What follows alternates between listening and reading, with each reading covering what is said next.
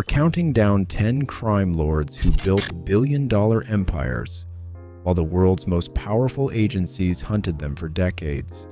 From cocaine smugglers who escaped prison twice to fugitives who bankrolled mass atrocities.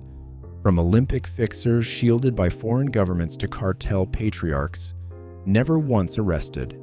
Each entry reveals a different blueprint for criminal power and invisibility. Some now sit behind bars.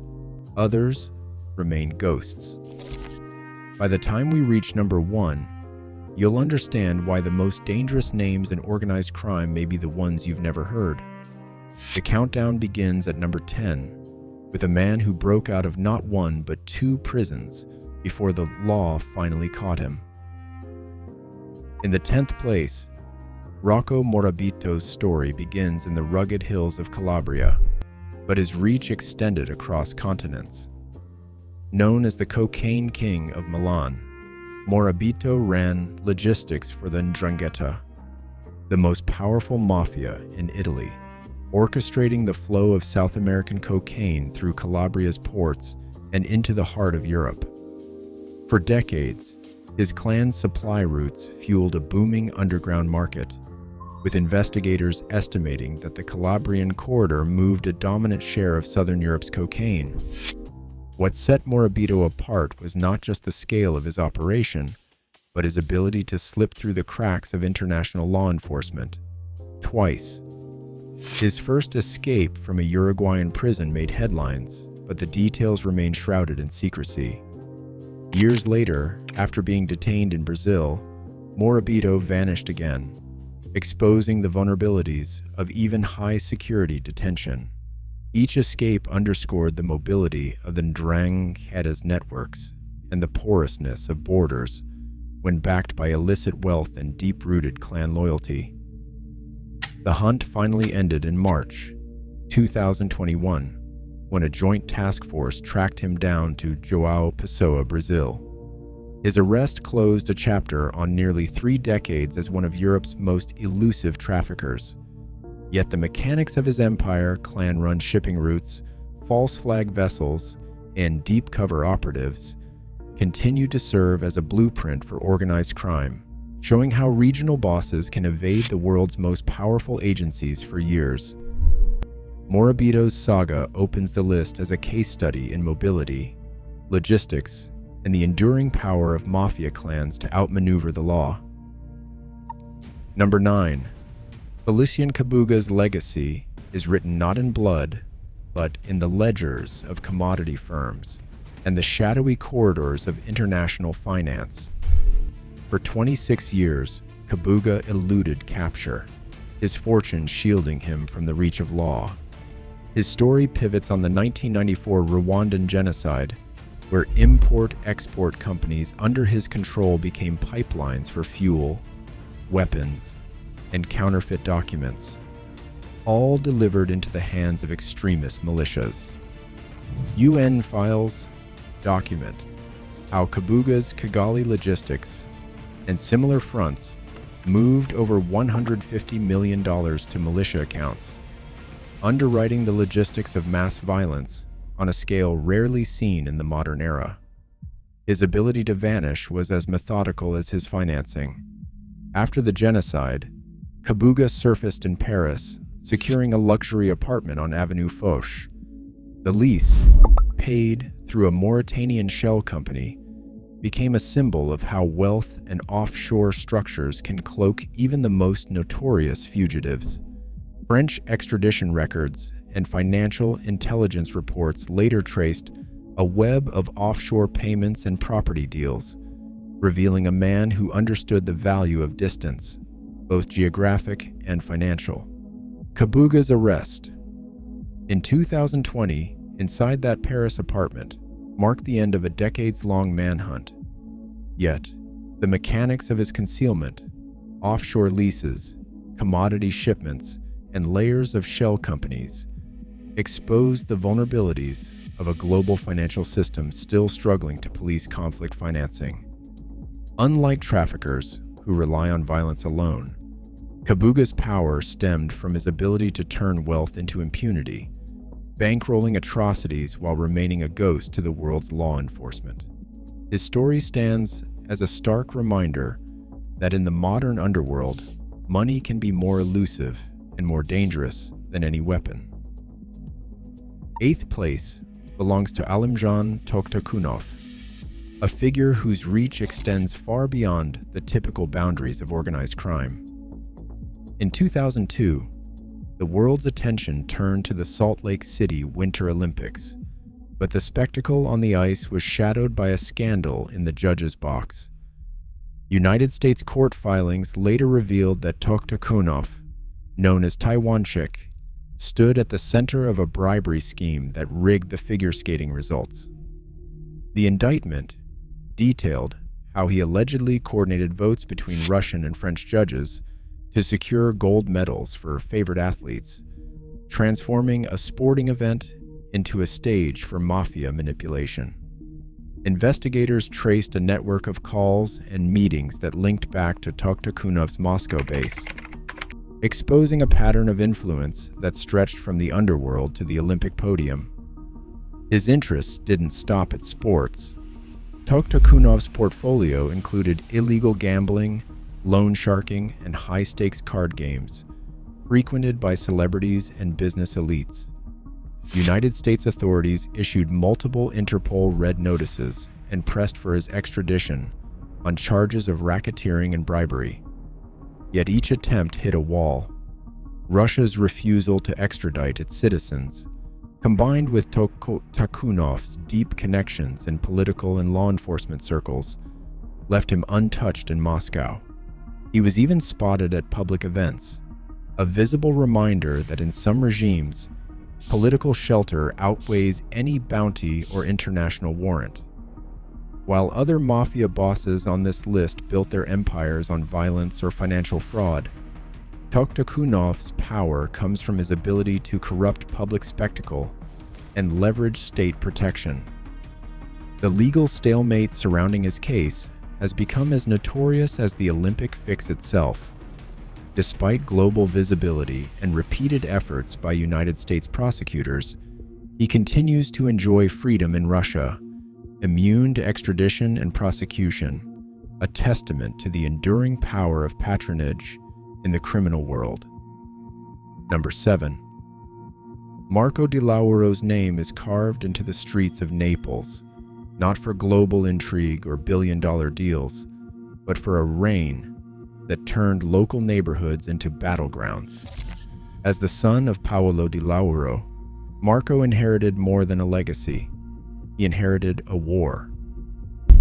The Scampia feud, a decade-long bloodletting that erupted in the early 2000s, pitted the Di Lauro clan against defectors known as the Scissionisti.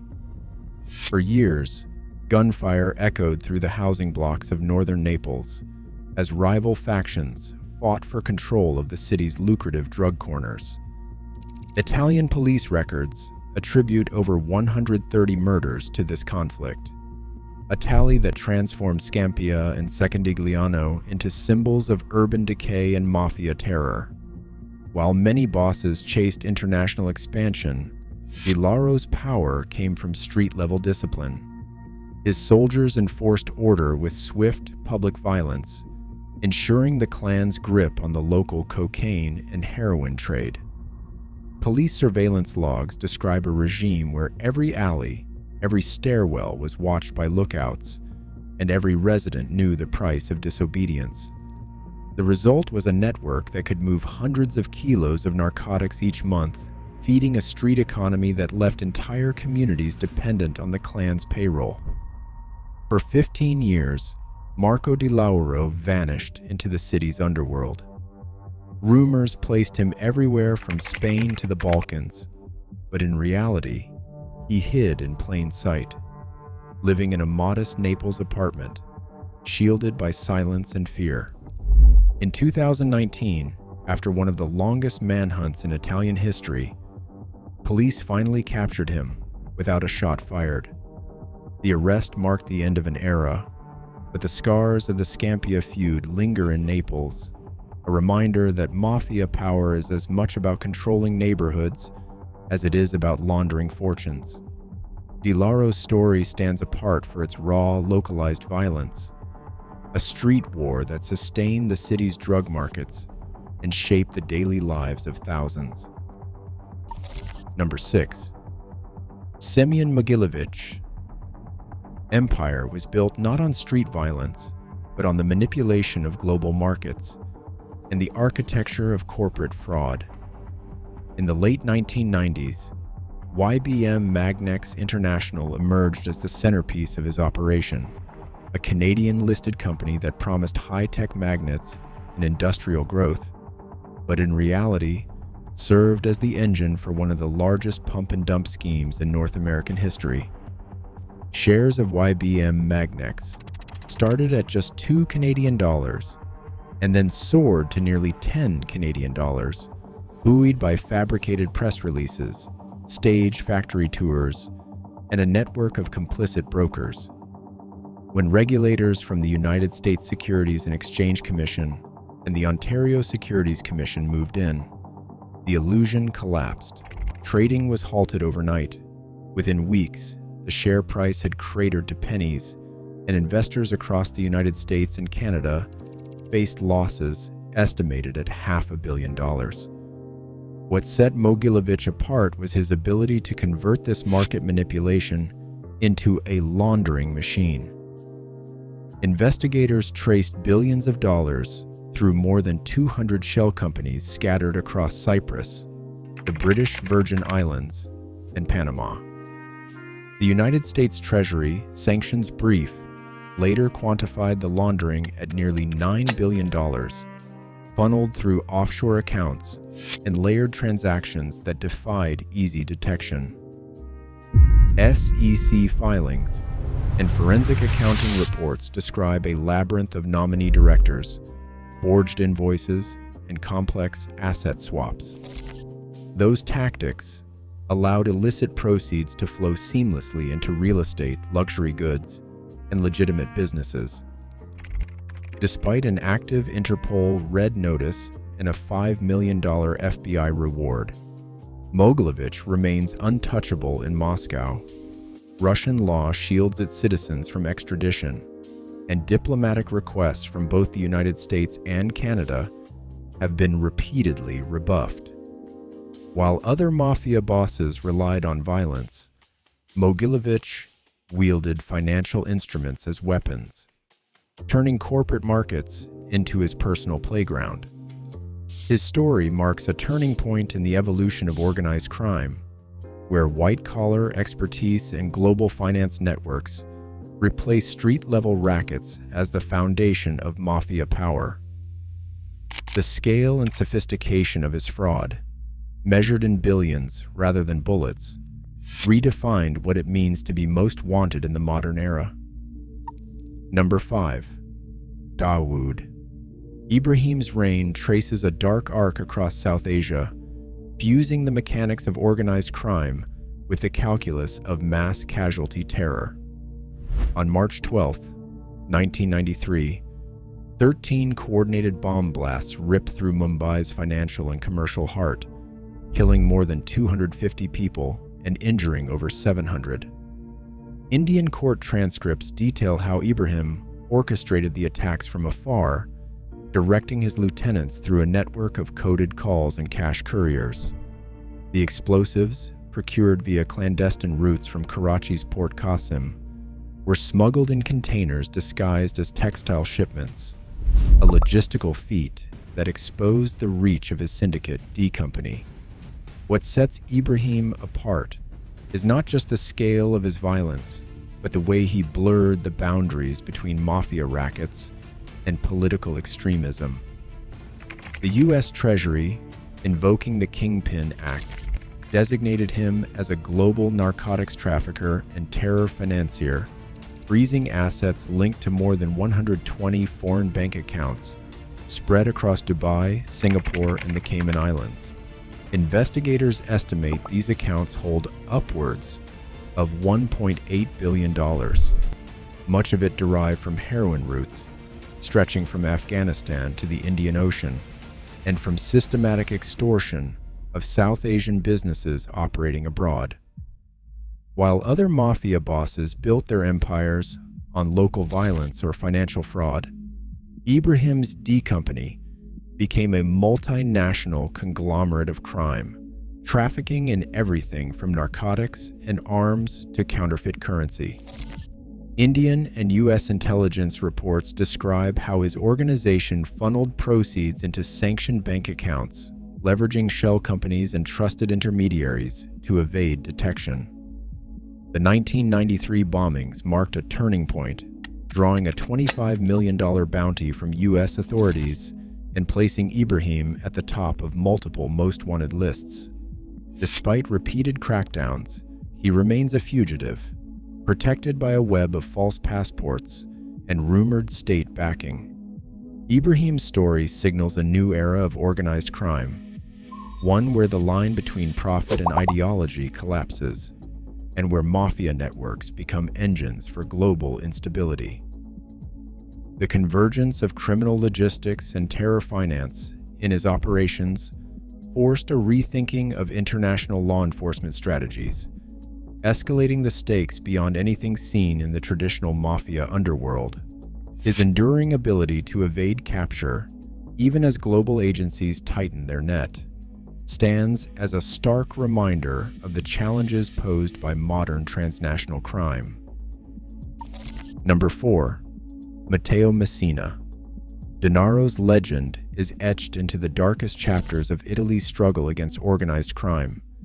His rise began in the aftermath of the Capaci and Via d'Amelio bombings in 1992, attacks that killed anti-mafia judges Giovanni Falcone and Paolo Borsellino and sent shockwaves through Italian society. Court transcripts and Carabinieri archives name Messina Denaro as a key architect of these operations, placing him at the center of a campaign that shattered the old boundaries of mafia violence. But it was his mastery of secrecy that set him apart. As police pressure mounted in the wake of the Maxi trial, Messina Denaro abandoned the flamboyance of earlier Cosa Nostra bosses for a life in the shadows. He communicated through pizzini, small, handwritten notes laced with coded instructions, delivered by trusted couriers and hidden in rural safehouses. For years, these cryptic slips, later decrypted by forensic teams, were the only trace of his command. Each message, cataloged in the Carabinieri Forensic Archive, revealed a boss who controlled extortion rackets, drug shipments, and murder contracts without ever using a phone or computer. His ability to vanish became mythic. For 3 decades, Messina Denaro slipped between farmhouses and safe apartments, shielded by a network of loyalists and a culture of omerta. Investigators estimate that during his years as a fugitive, he laundered over 3 billion euros through shell companies stretching from Luxembourg to the United Arab Emirates. Yet, even as his empire grew, his physical presence faded. No photographs, no wiretaps, only the faint signature of his handwriting on a pizzino. The end came quietly in January 2023, inside a Palermo clinic where he registered under a false name to receive cancer treatment. After 30 years on the run, Italy's most wanted man was arrested not by force, but by the slow unraveling of his support system and the relentless decoding of his paper trail. The moment marked more than the capture of a fugitive. It signaled the close of an era. The arrest was a decisive capture. Messina Denaro's story bridges the old guard mafia, defined by blood and ritual, to the new world of decentralized cartels and encrypted networks.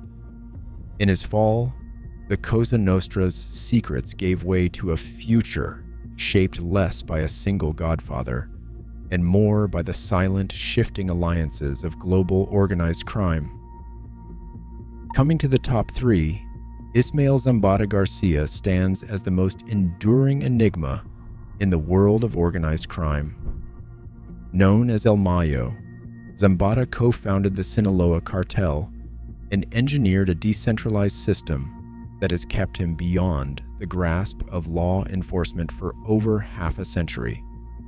Unlike cartel bosses who ruled through a single iron fist, Zambada delegated control of trafficking corridors, known as plazas, to trusted lieutenants and family intermediaries. This structure, mapped in Drug Enforcement Administration threat assessments, means that no single arrest or raid can topple the organization or expose its leadership. Even as United States authorities have dismantled rival cartels, Sinaloa's operations span continents, with Zambada credited for overseeing nearly 30% of the cartel's total narcotics output. His influence is most visible in the way the cartel absorbs shocks that would cripple other groups. When Joaquin El Chapo Guzman was captured and extradited, Zambada's network remained intact, with shipments of cocaine and methamphetamine still flowing through Mexico's Pacific and Atlantic corridors. The plaza model not only fragments risk, but also ensures that loyalty is rewarded with autonomy, making infiltration and betrayal less likely. Despite being the target of dozens of joint United States and Mexican operations, Zambada has never been arrested, a distinction unmatched among his peers. Intelligence reports from 2024 detail a rumored attempt by Zambada to enter the United States for secret negotiations, a move that triggered a multi-agency surveillance operation. Leaked documents from that year suggest that cartel intermediaries landed in New York seeking to broker a deal over the fate of Guzman's sons, known as the Chapitos. The operation ended without an arrest, and Zambada's whereabouts remain a mystery, with only sporadic sightings documented in Sinaloa's remote mountain villages. Photographs captured at the 2019 Medi-Rio Cartel Summit in Culiacan show Zambada presiding over a gathering of regional bosses, reinforcing his status as the cartel's patriarch. The images, released by Mexican federal police, have become iconic evidence of his continued command even as younger rivals jockey for power. Federal indictments and the International Narcotics Control Strategy Report attribute billions in annual revenue to his leadership, citing encrypted communications and maritime seizures that trace back to his lieutenants. The resilience of the Sinaloa cartel under Zambada's guidance is not merely a function of violence or corruption, but of strategic delegation and constant adaptation.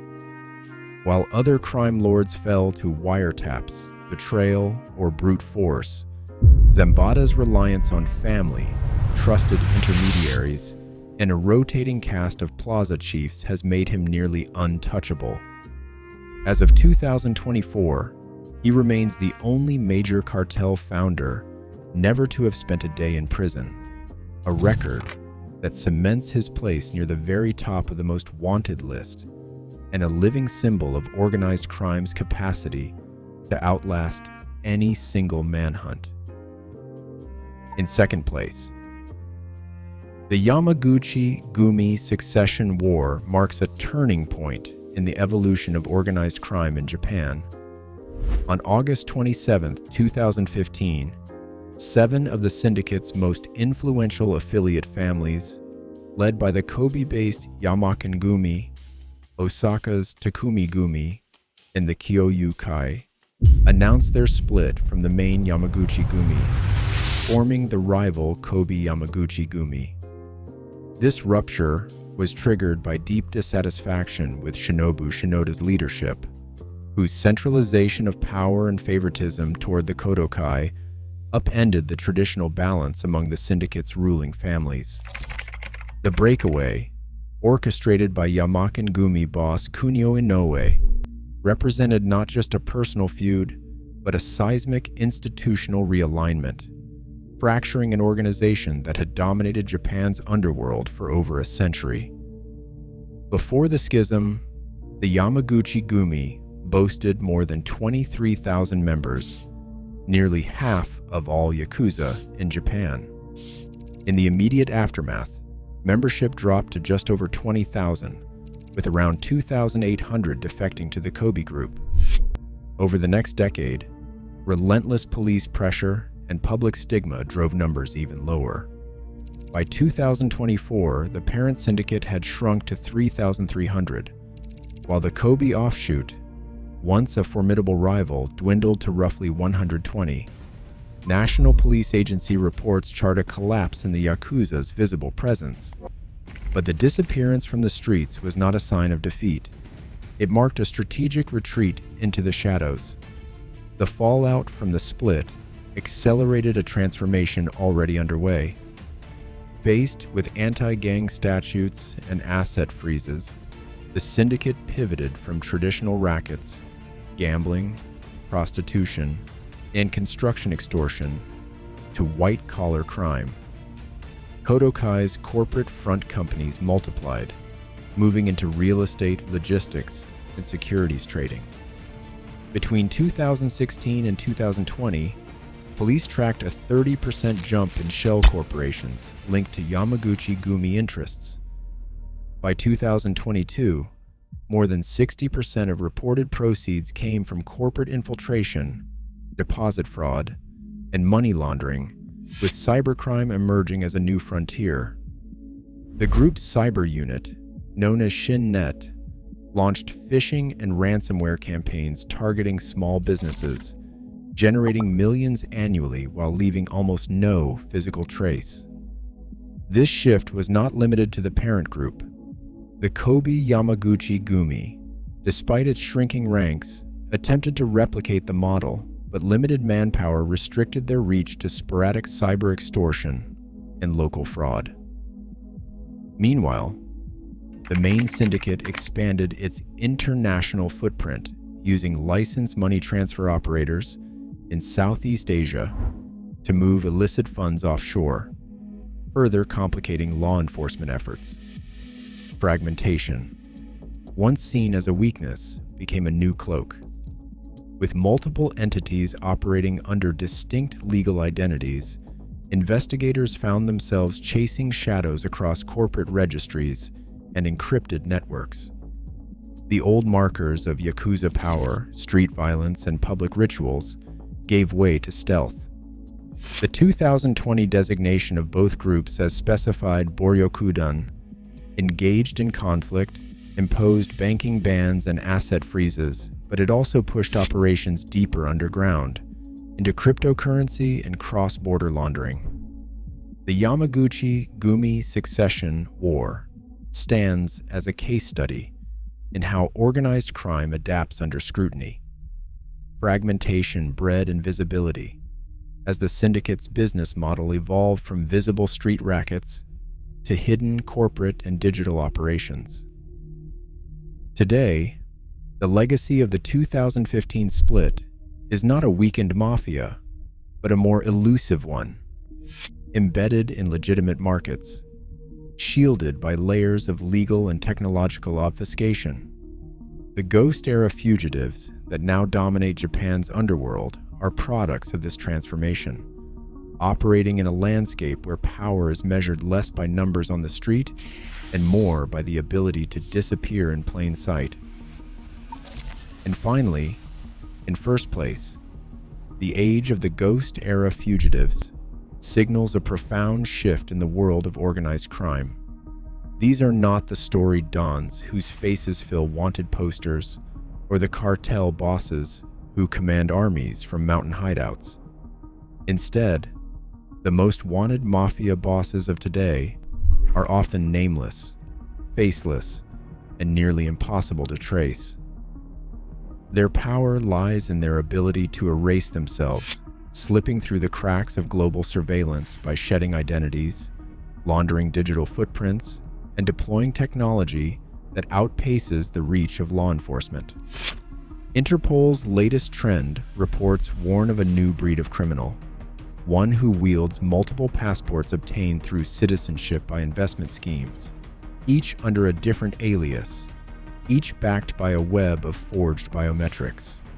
United Nations Office on Drugs and Crime Studies document a surge in biometric spoofing, where fingerprints, facial scans, and even iris data are manipulated to defeat border controls and banking safeguards. The Ghost-era boss is rarely seen, rarely named, and never leaves a consistent pattern for investigators to follow.